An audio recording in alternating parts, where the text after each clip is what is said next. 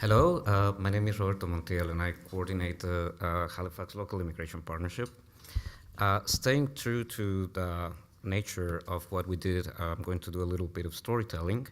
And also, unfortunately, I will be reading because I know that we want to have our 10:45 break. So uh, I will try to stay on script then. It started, as most things do, with a question.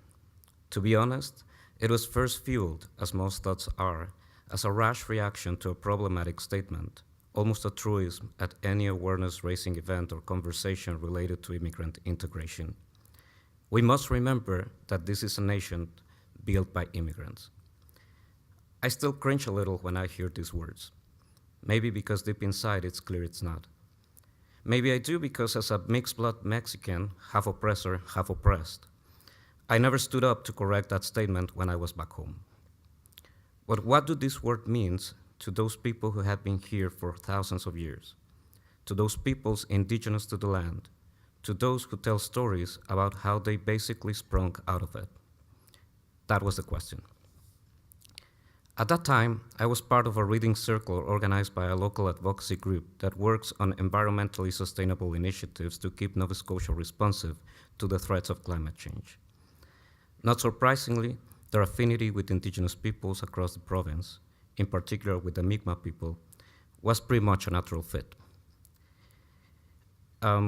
This group was hosting a reading circle once a month to help readers go through the Truth and Reconciliation Commission report. Every circle was facilitated by a Mi'kmaq elder or by an Indigenous knowledge holder. For many of us, these circles kept the content bearable and helped to heighten our engagement not only with what we were reading, but with where we were living. By the time we got to the calls to action, we had already talked over and over about what we could do, what we should be doing, what needed to be done, only to have a facilitator, usually in a calm, soothing voice, reminding us to be patient and not to forget that those willing to take the smallest parts were the most needed. And that, as settlers, that was the main way to show our true allyship. By not taking, not wanting, not looking for a central role. What was most needed was what was out of reach. The two last calls, if mainly directed towards the federal government, did strike a chord in what a LIP could do at a local level.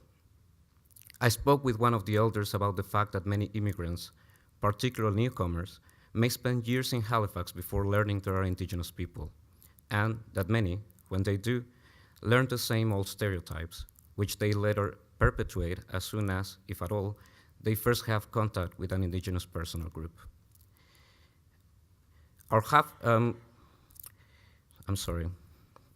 half-hour meeting turned, Indian time they call it, so close to Mexican clocks, into a 3-hour conversation, during which we built each other's enthusiasm. I immediately called some of our major partners, mainly settlement agencies, to start a series of conversations with this elder.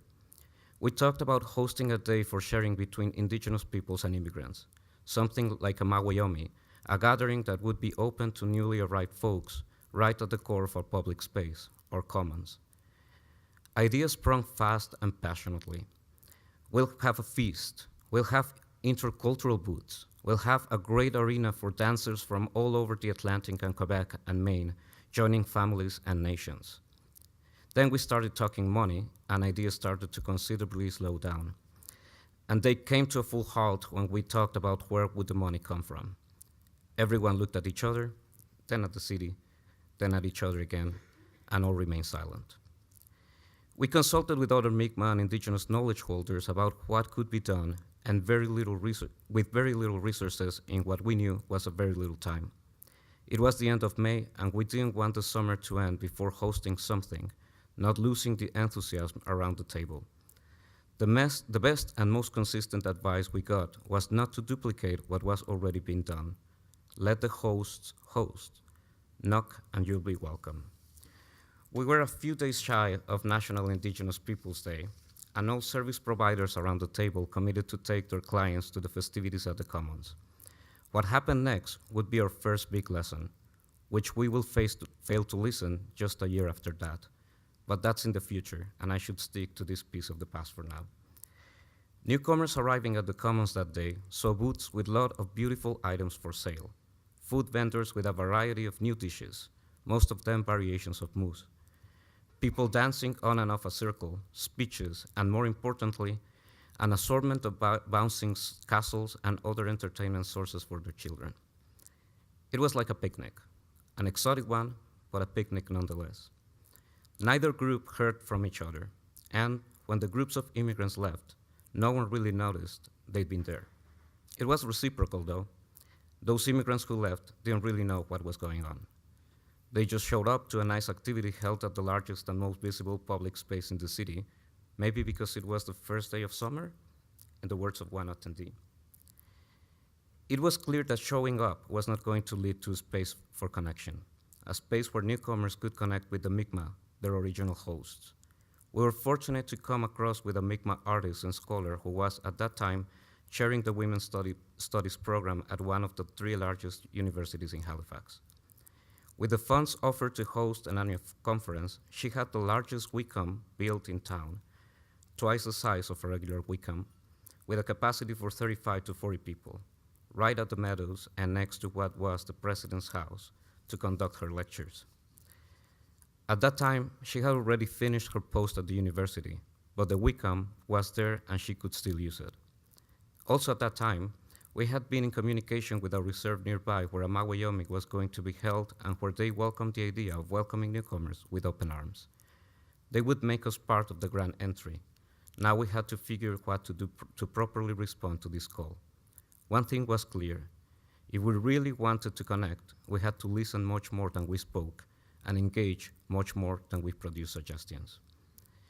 This was the origin of what was our best one-off so far, what we ended up calling, as though we were naming all recordings of the Grateful Dead of some cult band from the 1960s, the Wicom sessions. These were 2 3-hour sessions in which newcomers, several just weeks in the country, sat in a circle to listen to an elder masterfully comprise 14,000 years of history in less than 90 minutes, and that including pauses for interpretation. At the first session, mainly attended by families with infants and young children, as well as by senior caregivers, something magical happened. Folks, unfamiliar with the protocol of a talking circle, started to interrupt. Visibly distraught, after listening about not respected treaties and residential schools, folks spoke up, and many of them did, relating the story they listened to theirs, coming as well from countries where there were unrespected treaties with European settlers, or where they had to deal with the aftermath of colonization, or where they were also abused and separated from their families. At the end of that session, our elder, wisely, gave us sweetgrass and told us all about its healing properties, most of which were, at that time, also powerfully metaphorical. As we braided the sweetgrass, we were making clear the bond we just had established.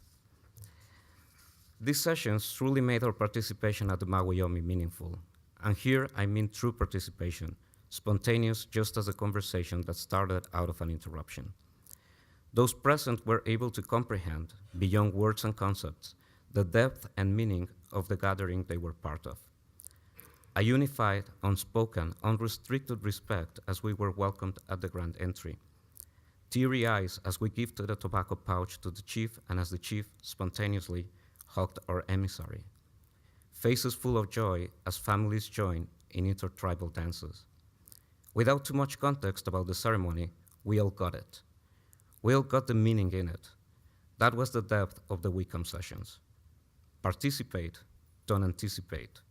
These are the words of one of the youngest Mi'kmaq leaders to all who are about to attend a powwow or a Mawayomi for the first time. That was what happened. Our participation was full of meaning. There had been a true connection, and it happened organically, spontaneously, because we laid the ground to let it happen. That was the summer of 2017. Then this year, we relied on the organic part too much. The group that put this together stopped meeting and just spoke about doing the same next year. When summer hit and it was powwow season, everyone had too much on their plate. The Wicom was no more, and we couldn't organize another session there. One of Nova Scotia's greatest gifts is also one of its frailest faults. Their enthusiasm for new ideas knows no follow-through. But because we didn't learn our lesson the year before, we insisted on organizing a field trip with about 100 newcomers to attend the powwow. Now, not a Mawayomi, without any context, not for the newcomers or for the staff that went with them. The result? We saw what the settlers' view looks like. We saw eyes stunning at exotic sights, beautiful costumes, fascinating dances, exciting drumming, interesting chants in too hot a place. The sun was unforgiving that day, and having seniors and infants with us, we had to cut the trip short. To be honest, looking at those eyes, hungry for milking some novelty out of the field trip, anticipating rather than participating, it was the best thing to do. That day of August, just 4 months ago, those involved in this initiative from the beginning finally learned our lesson. We have to be more cognizant of what it means to be on the settlement sector, cautious of becoming and or training professional settlers. In this sector, as almost all the non-for-profit, follow-through usually comes in the form of programming, and programming shows in the form of funding. On the indigenous side, follow-through comes from an ongoing relationship, which means ongoing participation and an ongoing, ever-growing sense of trust. With trust, results come naturally. Results are the natural outcome of healthy relationships. And healthy relationships can only emerge out of a sustained sense of engagement. So I've taken all this time to not answer anything related to what brought me to this panel. How can we engage the Mi'kmaq as stakeholders?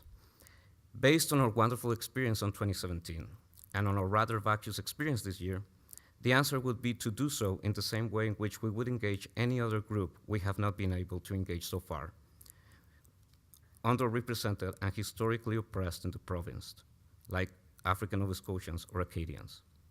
Be first. Engage with them should you want their engagement. Listen to them should you want them to listen.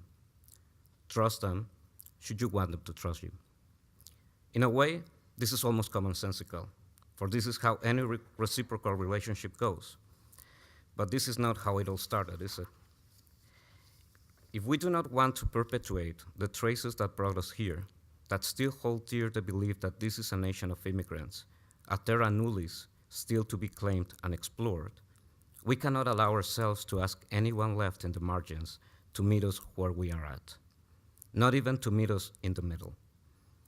It is on us to walk the mile to meet them where they are, to let them be our hosts, and to understand ourselves as guests, what any colonial mind will systematically fail to grasp. Thank you.